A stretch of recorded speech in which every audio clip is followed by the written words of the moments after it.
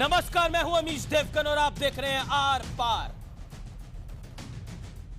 धर्म के नाम पर मत बांटो देश, ये मुद्दा आज हम इसलिए उठा रहे हैं क्योंकि कुछ पार्टियां, कुछ नेता बार बार वोट के लिए भारत को, हिंदुस्तान को, यानी अपने मुल्क को, देश को बांटने की राजनीति कर रहे हैं।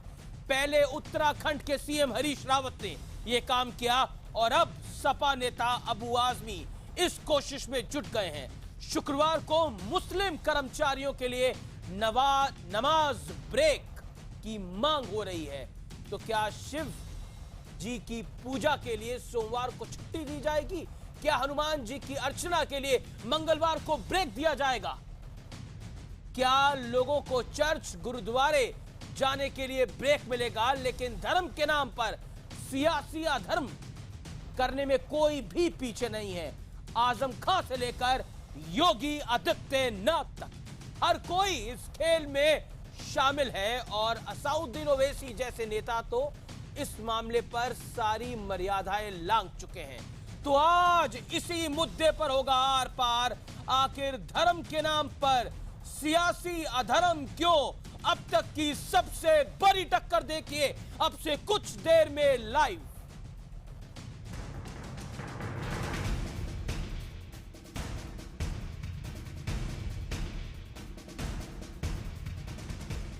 आर पार में आज बड़ा सवाल, क्या वोट के लिए मजहबी बंटवारा करना चाहते हैं कुछ नेता?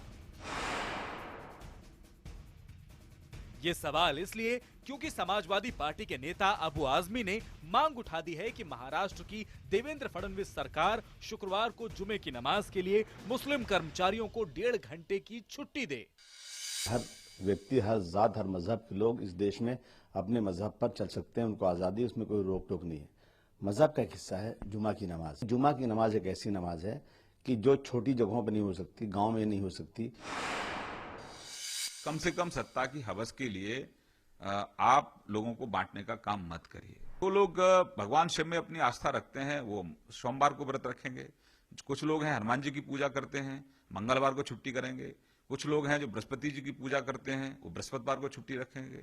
कुछ लोग हैं शुक्रवार को मां संतोषी जी की पूजा करते हैं, वो शुक्रवार को छुट्टी रखेंगे। बहुत लोग हैं जो शनि की पूजा करते हैं, वो शनिवार को छुट्टी रखेंगे। तो फिर काम कौन सरकारी दफ्तर में करेगा? हमारे अबू आसिम साहब समाजवादी पार्टी का नेतृत्व पिछले लगभग 20 साल से कर रहे हैं। अचानक जुमा की नमाज उनको भी याद आ गई, इसलिए कि मुंबई म्युनिसिपल कॉर्पोरेशन के चुनाव आ रहे हैं। मुझे लगता है समाजवादी पार्टी की डूबती हुई कश्ती जो है उसमें मुसलमानों को अपनी तरफ रिझाने की एक कोशिश कर रहे हैं। उन्हें डर लगता है एमआईएम का, उन्हें डर लगता है कांग्रेस और एनसीपी का। लेकिन धर्म के नाम पर सियासी अधर्म कोई एक दल नहीं कर रहा। हाल ही में उत्तराखंड की कांग्रेस सरकार ने भी जुमे की नमाज के लिए 90 मिनट का ब्रेक दिया है। हालांकि विवाद बढ़ने के बाद हरीश रावत ने पैंतरा बदलते हुए सभी धर्मों के लिए 90 मिनट ब्रेक का ऐलान कर दिया। अब जरा बीजेपी सांसद प्रवेश वर्मा का बयान भी सुनिए। मुस्लिम हमें ना कभी वोट किया है, ना कभी वोट करेगा, क्योंकि एक सिंपल सी बात है, देश में हर आतंकवादी मुस्लिम क्यों होता है? तो सवाल यही है कि आखिर धर्म के नाम पर ये सियासी अधर्म कब तक चलता रहेगा? आज इसी मुद्दे पर होगा आर पार। वोट के नाम पर यह मजहबी बंटवारा क्यों? इसका विश्लेषण सुनिए, बंटवारे की पॉलिटिक्स का विश्लेषण सुनिए और देखिए। वोट के लिए नमाज ब्रेक की सियासत। अबू आजमी ने उठाई नमाज ब्रेक की मांग। हरीश रावत सरकार ने चला था तुष्टीकरण का ये बड़ा कार्ड। ध्रुवीकरण के लिए सांप्रदायिक बयानों की बाढ़ है। परवेश वर्मा, साध्वी निरंजन, असाउद्दीन ओवैसी बड़े एग्जाम्पल हैं। क्या आस्था के नाम पर सभी धर्मों को मिलेगा ब्रेक? हर दिन किसी ना किसी की आस्था से जुड़ा है। कोई मंगलवार को भगवान हनुमान को मानता है, तो कोई इबादत को बड़ा मानता है, तो शुक्रवार भी उतना ही जरूरी है जितना मंगलवार जरूरी है। आज आर पार में इसी पर होगी बड़ी बहस और होगी सबसे बड़ी टक्कर, क्योंकि अबू आजमी हमारे साथ खुद होंगे लाइव। संबित पात्रा है भारतीय जनता पार्टी के प्रवक्ता, राजीव त्यागी है कांग्रेस से, और मेरे साथ तस्लीम रहमानी जुड़ रहे हैं, जो कि बड़े जानकार हैं इस्लाम के, अपना व्यू पॉइंट बहुत बेबाकी के साथ रखते हैं। लेकिन पहला सवाल मैं शुरुआत करता हूं तस्लीम रहमानी आपसे। क्या आपको लगता है सियासत के नाम पर सियासी अधर्म होता है, और धर्म के नाम पर भी अधर्म करा जा रहा है सिर्फ सियासत की आड़ में? That's my straight question sir.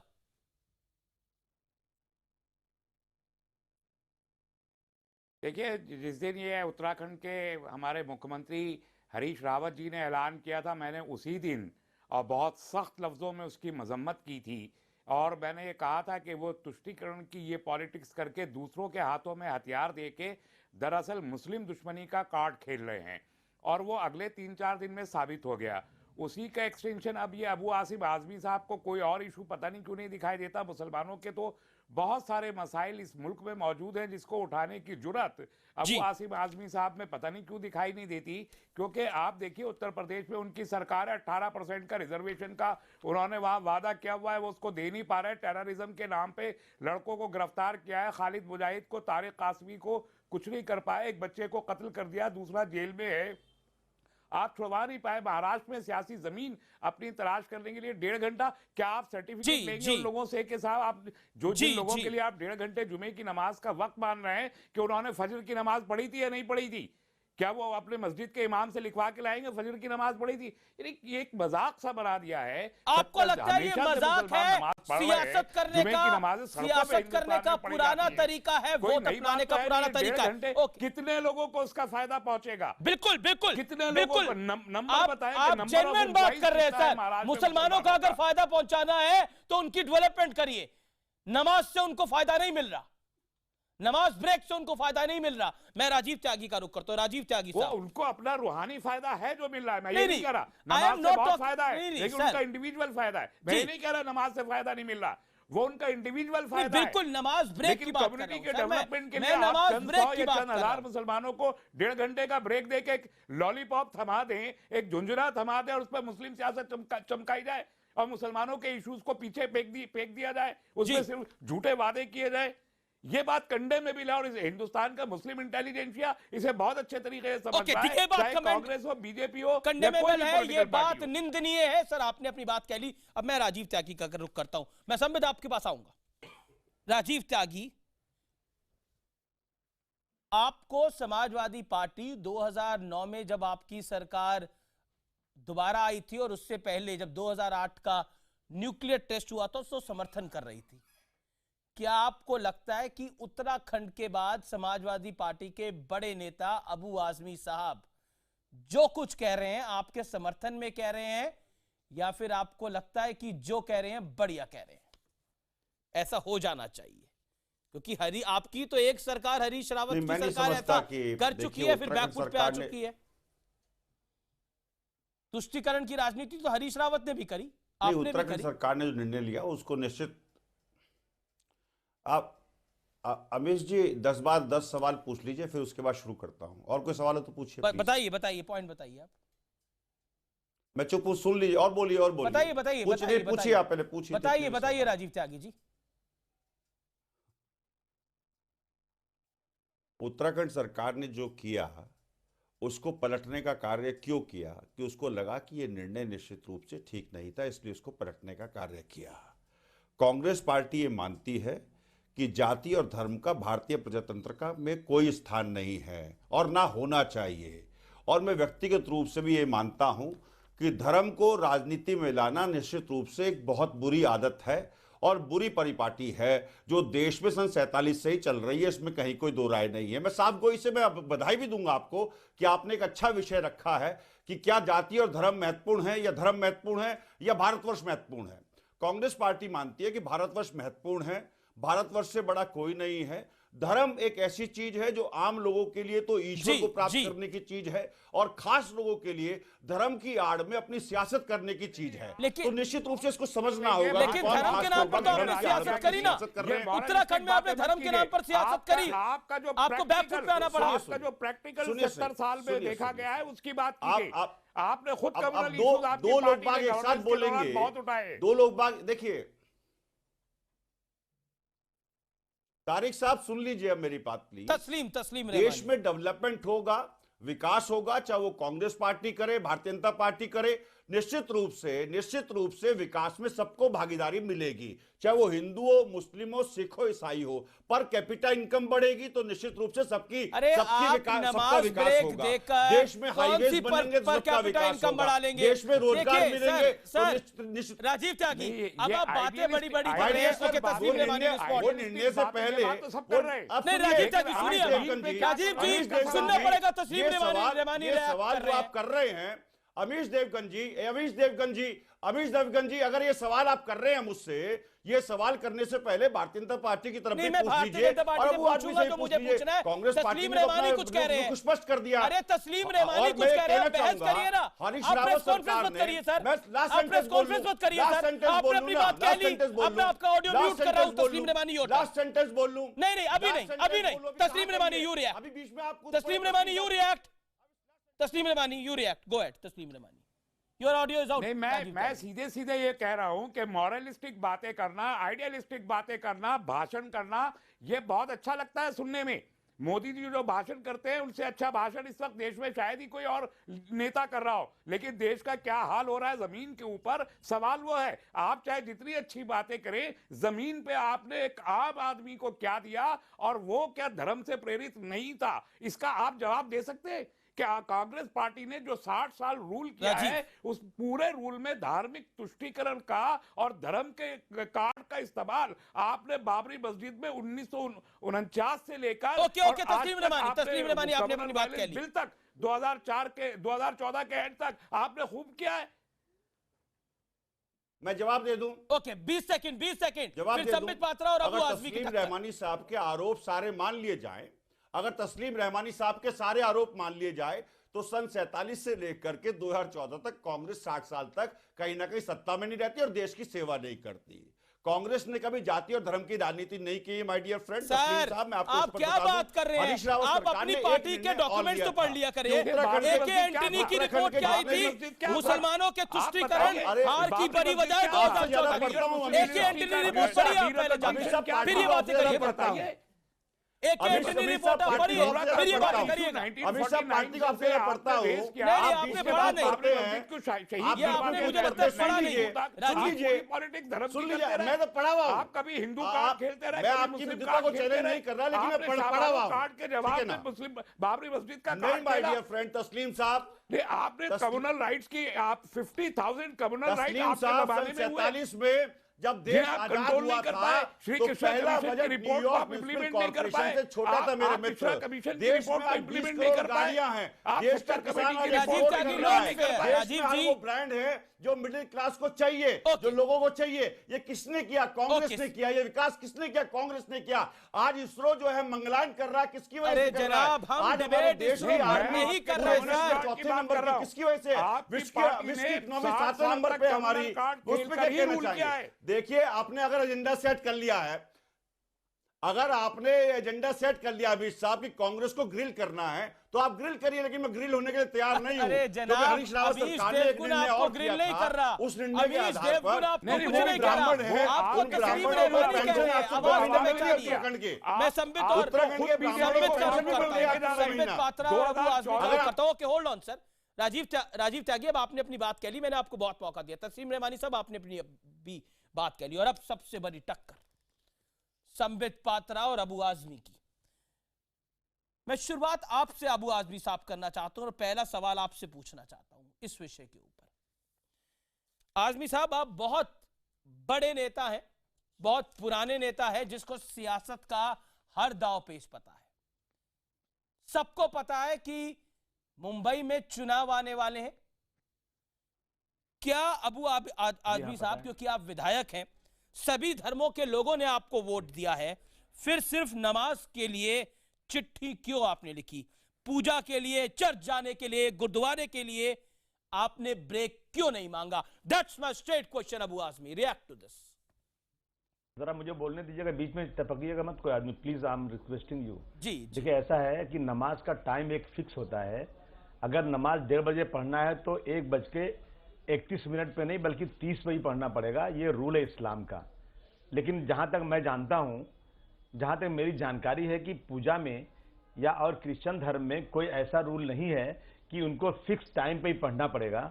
अगर मुझे मालूम हो जाए या समझिए मेरा नॉलेज अगर नहीं है और मुझे कोई बता दे कि नहीं भाई उसमें दूसरे धर्म में भी कोई ऐसा फिक्स टाइम है कि अगर उस टाइम वो अपनी पूजा नहीं करेंगे तो वो पापी होंगे, धर्म के मुताबिक वो गलत कर रहे हैं, तो मैं जरूर आवाज उठाऊंगा। मैंने अभी तक आवाज नहीं उठाई थी, मैंने हिम्मत इसलिए किया उठाने की आवाज, हालांकि ये मेरे दिल की आवाज आज से नहीं बहुत पहले से है। देखिए मुसलमान 5 वक्त नमाज उसका पढ़ना जरूरी है और हमारे मजहब के रिलीजन के मुताबिक नमाज जो नहीं पढ़े, सबसे पहला सवाल मरने के बाद उससे होगा, जो नमाज नहीं पढ़ेगा वो जिंदगी भर नर्क में रहेगा। ये हमारा बिलीव है मजहब का।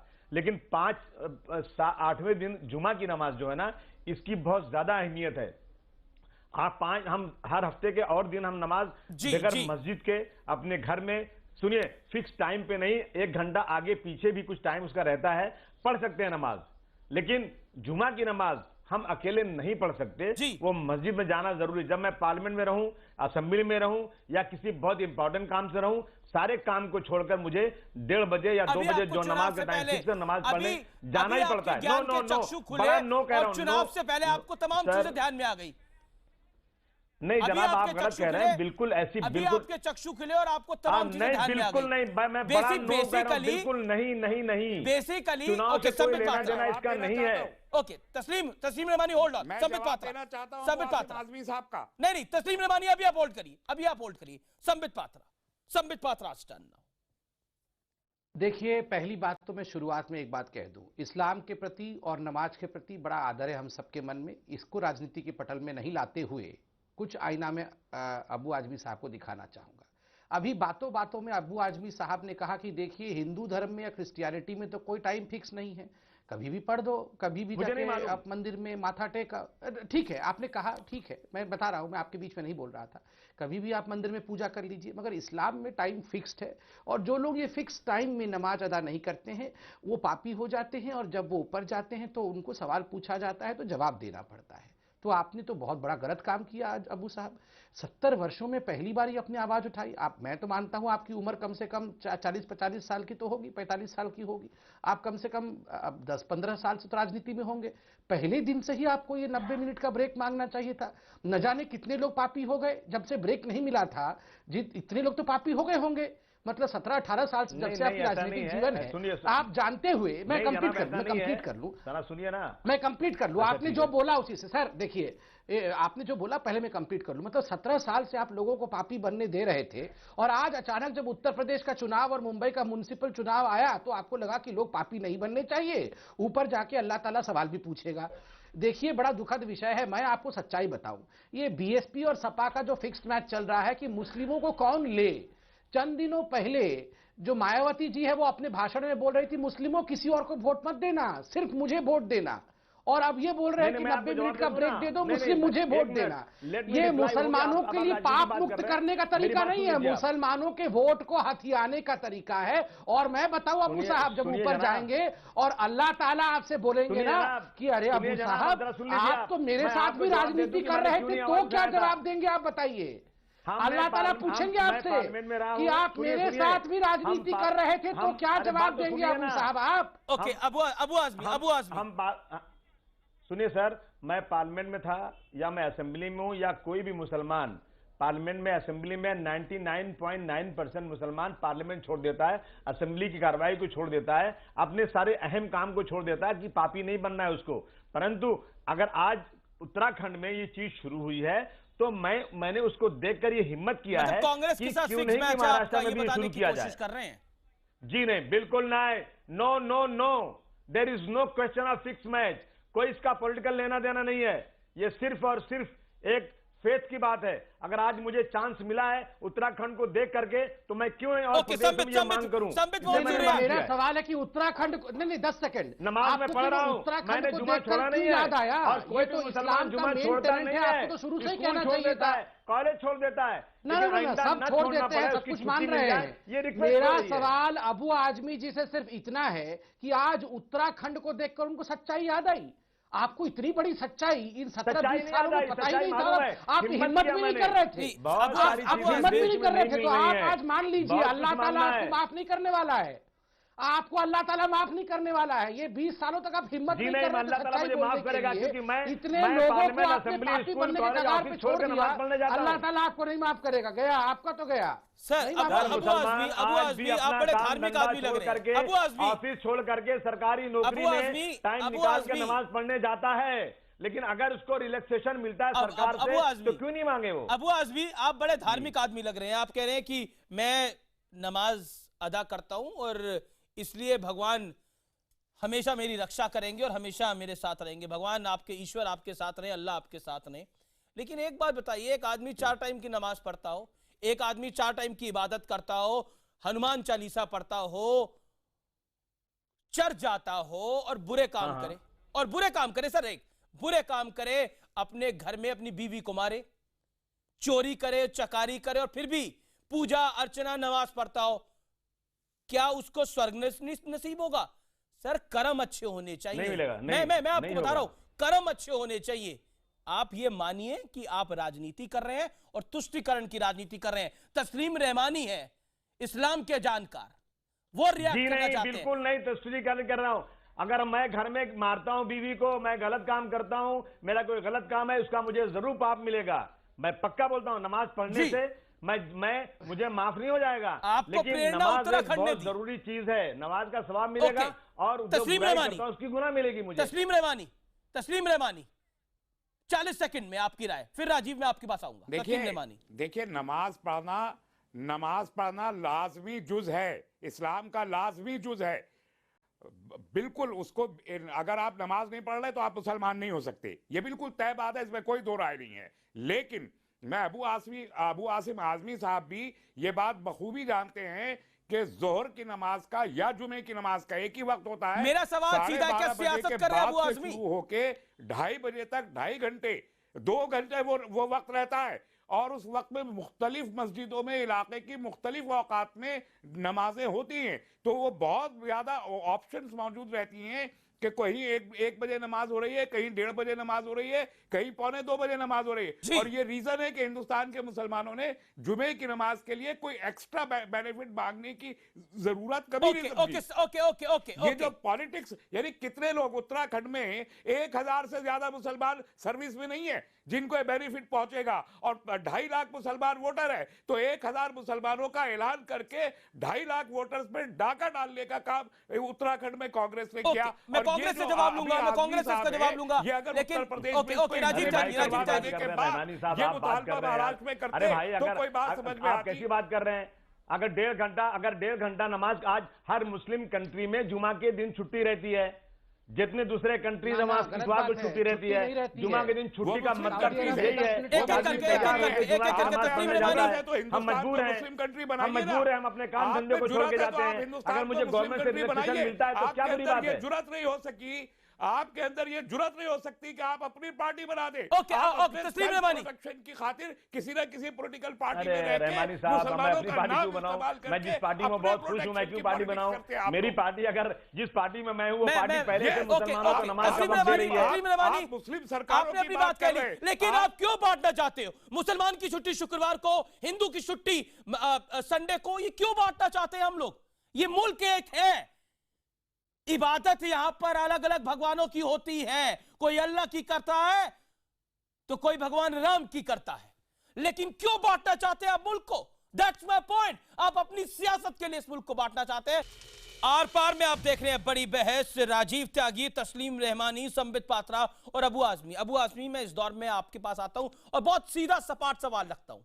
आपको महाराष्ट्र की काफी चिंता है, अच्छी बात है, वहां पे मुस्लिम भाइयों की आपको बहुत चिंता है, लेकिन उत्तराखंड के बगल में जहां से आपको प्रेरणा मिली है, जहां कांग्रेस की सरकार है उत्तराखंड में, जहां से आपको प्रेरणा मिली है, उसके बगल में उत्तर प्रदेश है जहां पर आपकी अपनी सरकार है, वहां क्यों नहीं लिखी गई ये चिट्ठी?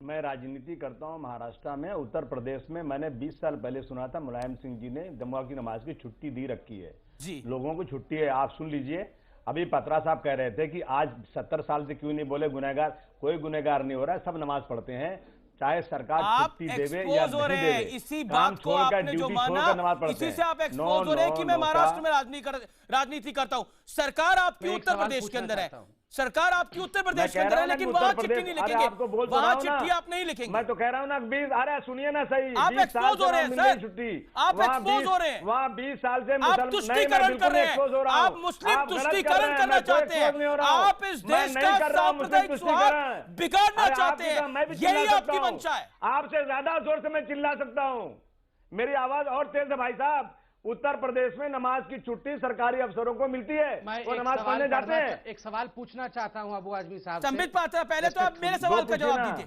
संबित पात्रा, पहले तो आप मेरे सवाल का जवाब दीजिए। महाराष्ट्र में सरकार आपकी है, देवेंद्र फडणवीस आपके सीएम है, देवेंद्र फडणवीस आपके सीएम है, क्या आपके तस्लीम रिमानी होल्ड ऑन, तस्लीम रिमानी होल्ड ऑन, जिसकी टर्न आएगी वही बोलेगा, दैट्स माय रिक्वेस्ट।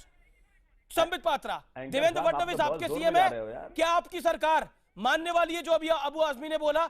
आप भी फॉलो करेंगे उत्तराखंड मॉडल क्या?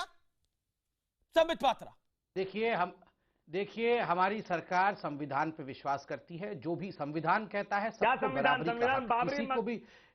सुन लीजिए, मैं आपके बीच में नहीं बोल रहा था, कृपया करके थोड़ा टॉलरेंट तो हो जाइए, मैं ध्यान से सुन रहा था आपको ना। देखिए, नंबर 1 संविधान कहती है सबको बराबरी से, आर्टिकल 25 पढ़ लीजिए, all persons are equally entitled to freedom of conscious. संविधान ने तोड़वाया क्या? मुझे पहले जवाब दे दीजिए, हो या मुसलमान हो। दूसरी बात, मैं आपको एक सवाल पूछना चाहता हूं, एक मिनट अबू साहब, थोड़ा सा शांत हो जाइए। संविधान ने तोड़ा क्या बाबरी मस्जिद? देखिए, इस्लाम कहता है कि शांति से, कभी चिल्ला के नहीं, दूसरों पे चिल्ला के नहीं, हमेशा शांति से। आप ऐसा मत करिए, शांति से। शांति भंग करने वाले हो पात्रा साहब। नहीं, देखिए आप लोग भंग करते हो, आपने बाबरी मस्जिद को थोड़ा अभी अहमद भंग कर। मैं एक सवाल आपसे पूछ लूं, आपकी इजाजत हो तो एक सवाल पूछ लूं आपसे साहब। आप मुंबई में राजनीति करते हैं, आपने कहा बहुत अच्छी बात है, आप मुंबई के मुसलमानों के बारे में सोच रहे हैं, बहुत अच्छी बात है। मेरा सवाल है, इतना सिलेक्टिविज्म क्यों है? चंद दिनों पहले जब इसी मुंबई में जैन भाइयों का पर्यूषण पर्व था और 4 मीट की दुकानें बंद की गई, तो अबू आजमी साहब आप सड़क पे उतर आए थे, जैन मंदिरों के सामने आप मीट लेके जाके वहां प्रदर्शन कर रहे थे कि क्यों बंद होगा?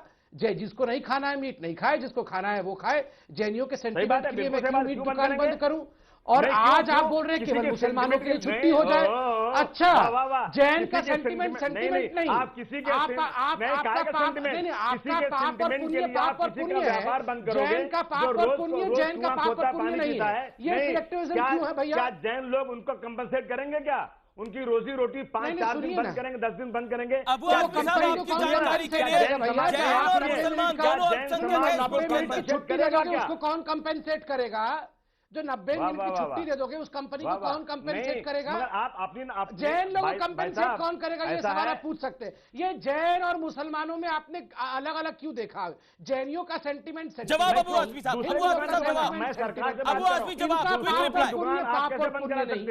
इस्लाम का पाप और पुण्य पाप और पुण्य है, ऐसा अलग अलग क्यों देखा आपने? आपको अल्लाह माफ नहीं करेगा, नहीं माफ करने वाला आपको।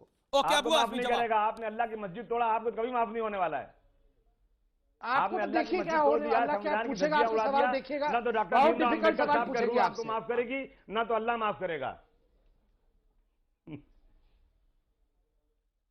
मुलायम सिंह जी की सोचिए, उनको जनता माफ करती है कि नहीं, बाद में बाकी सोचिएगा। मुलायम सिंह जी की सरकार फिर आ रही है, मुलायम सिंह जी की सरकार फिर से आ रही है। नहीं, अभी देखिए, आप आगे ना राजनीति पर, आप आगे ना राजनीति के अंदर, क्या बात कर रहे हैं? नहीं, आप आगे ना राजनीति के अंदर। फिर से इस मुल्क के अंदर जैन भी अल्पसंख्यक है, इस मुल्क के अंदर मुसलमान भी अल्पसंख्यक है, लेकिन आपको जो सूट करता है और आपको जो सूट करता है, तमाम लोग सिर्फ वही बातें करते हैं। संबित पात्रा की भी लिस्ट मेरे पास है। परवेश वर्मा ने क्या बोला? हमें तो मुसलमानों का वोट ही नहीं मिलता। मैं इसका उत्तर दे देता हूं, हमें तो मुसलमानों का वोट ही नहीं मिलता। संबित पात्रा साहब, मैं आपको मौका दूंगा। संबित जी, मैं आपको मौका दूंगा सर, मैं आपको मौका दूंगा, लेकिन बाकी लोगों को भी आने दीजिए। तस्लीम रिमानी कुछ कहना चाहते हैं, राजीव त्यागी कुछ कहना चाहते हैं। Rajiv Tyagi, now it is your turn. प्रेरणा स्रोत आप है सबसे बड़े, उत्तराखंड में आपने करा, इसीलिए अबू आजमी ने ये करा, यानी जड़ आप है। आपके 2014 चुनाव की जब एंटनी कमेटी की रिपोर्ट आई थी ना, उस रिपोर्ट में लिखा गया था मुस्लिम तुष्टीकरण के अंदर ही की वजह से ही हमारा ये हाल हो गया। जवाब Rajiv Tyagi, 40 second, stick to time limit. देखिए, उत्तराखंड सरकार ने एक कार्य 60 सेकंड चाहूंगा। उत्तराखंड सरकार ने कार्य और किया था कि उत्तराखंड में जितने भी ब्राह्मण्स हैं, प्रीस्ट हैं, उनको 800 रुपए महीना पेंशन देने का कार्य भी किया। उत्तराखंड सरकार ने निर्णय लिया, उस निर्णय को पलटने का कार्य भी किया। प्रजातंत्र हमको अपने निर्णयों पे विचार करने का अवसर और निर्णय को ठीक करने का अवसर देता है, इसमें कहीं कोई संशय नहीं है। और मैं बहुत स्पष्ट कर देता हूं आपको, अगर ईश्वर ने हिंदू मुस्लिम में भेद करना होता, सिख ईसाई में भेद करना होता अमीश जी, तो हमारी पीठ के पीछे लिख के भेजता कि ये हिंदू है, सर, ये प्रवचन मत दीजिए सर। उत्तराखंड में आपकी सरकार ने करा, बीज आपने बोया, उसके बाद आपने उसको वापस लिया क्योंकि इतना विरोध हो रहा था। अब आप प्रवचन दे रहे हैं, अब आप प्रवचन दे रहे हैं। सर, प्रवचन की डिबेट है। वापस लेना भी तो करेक्शन है ना, वापस लेना भी तो करेक्शन है ना अमीश जी। क्या करेक्शन करने का मौका नहीं मिलना चाहिए किसी व्यक्ति को? मैं बिल्कुल भी अबू आजमी साहब की बात से सहमत नहीं हूं। 2014 का चुनाव आ रहे थे आप, एक धर्म को राजनीति में लाया जाए। मैं सिर्फ इतना कहना चाहूंगा कि अगर किसी को व्यक्ति को अपने धर्म को मानना है तो धर्म उसका व्यक्तिगत मामला है। हम लोगों को सरकारी अफसर होते हुए या सरकारी कर्मचारी होते हुए धर्म को बीच में नहीं लाना चाहिए। राजीव जी, अपने प्राणों का बलिदान देकर भी हमें अपने विश्वास की रक्षा करनी चाहिए। और विश्वास ये है कि देश में अगर विकास होगा तो सबको भागीदारी मिलेगी। ओके, संबित पात्रा, देश में अगर विकास होगा तो सबको भागीदारी मिलेगी, लेकिन आप लोगों को तो मुसलमानों का वोट ही नहीं चाहिए, तो उनका विकास भी नहीं मिलेगा क्या? आपके सांसद परवेश वर्मा ये कह चुके हैं, मैं साध्वी निरंजन ज्योति पर आऊंगा, साध्वी प्राची पर आऊंगा, तो आपको पता है उन्होंने क्या किया? संबित पात्रा, ये वाजिब प्रश्न है, अवाजिब प्रश्न है और मैं दिल से उत्तर देता हूं। कौन कहता है कि हमें मुसलमान का वोट नहीं चाहिए? परवेश वर्मा कहते हैं। कोई हमारे पार्टी नहीं, मैं उस बात का समर्थन नहीं करता हूं। मैं अपने व्यक्तिगत जीवन में बहुत सारे ऐसे मुसलमान दोस्तों को जानता हूं जिन्होंने हमें वोट दिया। और क्या मुसलमान भाइयों के बिना, यहाँ रहमानी साहब बैठे हैं, अबू आजमी साहब भी बैठे हैं, हमारे व्यक्तिगत विचार अलग अलग हो सकते हैं, क्या इनके बिना हिंदुस्तान हो सकता है? बिल्कुल नहीं हो सकता है। हम कितना भी लड़ सकते हैं, झगड़ सकते हैं, मगर इनके बिना हम अधूरे हैं, हमारे बिना ये अधूरे हैं। और इस बात को आप गांठ बांध के लीजिए कि हम कभी अलग अलग नहीं हैं। आप डेमोक्रेटिकली लड़ सकते हैं। मैं इस विचार से बिल्कुल सहमत नहीं हूं कि हमें मुसलमानों के वोट नहीं चाहिए। आज आपके चैनल के माध्यम से भी मैं अपील करता हूं कि मुसलमान भाई, आपके विकास देखिए, हम टोपी और तिलक की राजनीति नहीं करना चाहते हैं। मोदी जी का एकमात्र लक्ष्य है सबका साथ सबका विकास। हमें आपका भी साथ चाहिए और आप ही के विकास के लिए चाहिए। ओके, नहीं, गाय मत लाइए बीच में, गाय मत लाइए बीच में, टॉपिक को नहीं, गाय को बीच में मत लाइए, गाय का विषय नहीं है। करते रहेंगे और बाबरी मस्जिद को कहते रहेंगे, आदि रोटी आज बैड गाय का दिन है, वो राजनीति all those bad guys who are trying to divide the country नहीं मानेंगे। उसके बारे में बात कह रहा हूं कि 100 खुलूस बातों में, सब करम ख्यालों में, बस जरा वफा कम है शहर के गजालों में। कहना कुछ है, करना कुछ है। वही मैं कहना चाहता हूं, 70 साल से हिंदुस्तान के मुसलमान नेताओं ने भी यही काम किया है कि लीडरशिप, जो नॉन पॉलिटिकल लीडरशिप थी, उसने नॉन इश्यूज को मुसलमानों के सामने बहुत भारी इशू बना के पेश किया। जैसे बड़े नेता हैं मुद्दों को जो मुसलमानों की आवाज उठाते हैं, अपने जाती फायदे उठाए। नहीं, मैं और अपने परिवार के फायदे उठाए और मुसलमानों का कत्लेआम करवाने में मुस्लिम लीडरशिप ने खुद एक रोल प्ले किया। क्या अबू आजमी आप कुछ कहना चाह रहे हैं तस्लीम रहमानी को? नहीं, मैं कह रहा हूं कि तस्लीम रहमानी साहब, आप जाइए अरब कंट्रीज में, 4 वक्त सुबह तो फजर जाने दीजिए, 4 वक्त नमाज के लिए दुकानें बंद होती हैं, छुट्टी दी जाती है, जुमा को छुट्टी रहती है।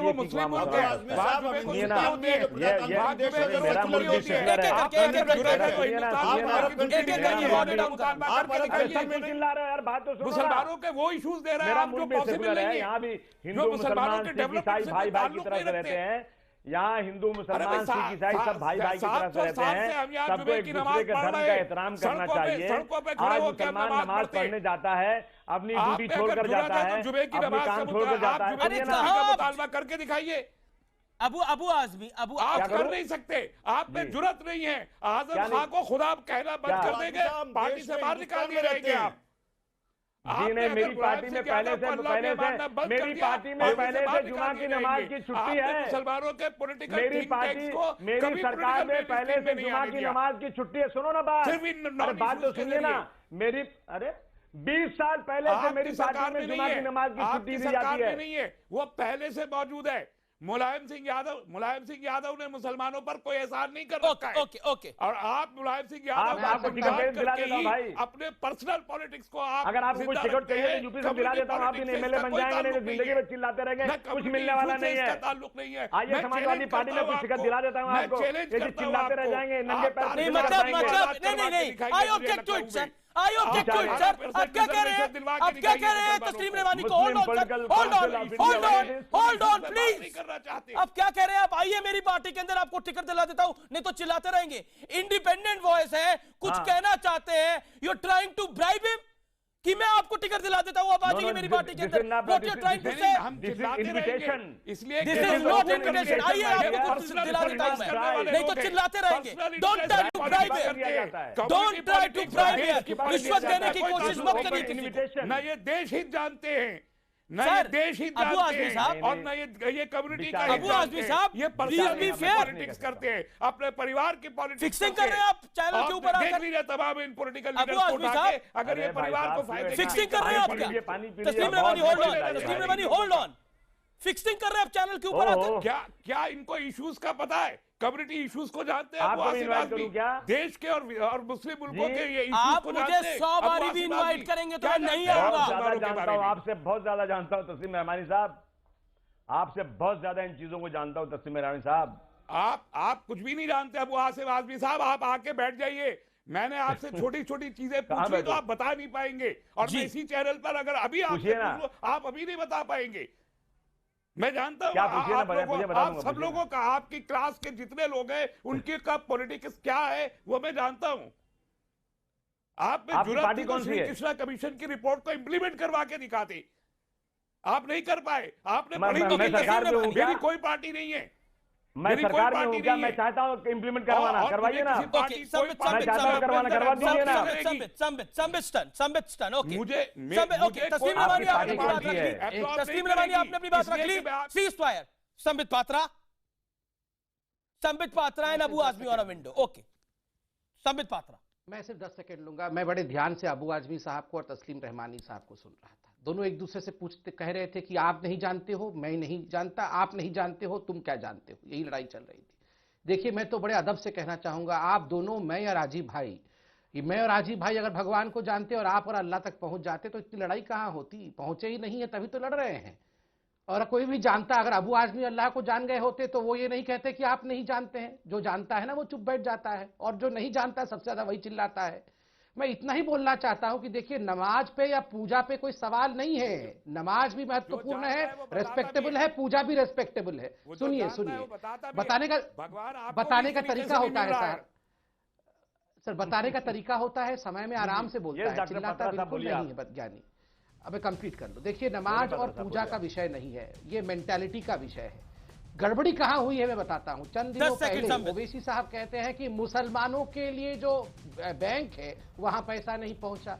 उसके बाद कहते हैं यासीन भटकल क्योंकि मुस्लिम था उसको फांसी दे दी। जी, अब 5 सेकंड। कहते हैं कि याकूब मेमन मुस्लिम था तो उसको फांसी दे दी।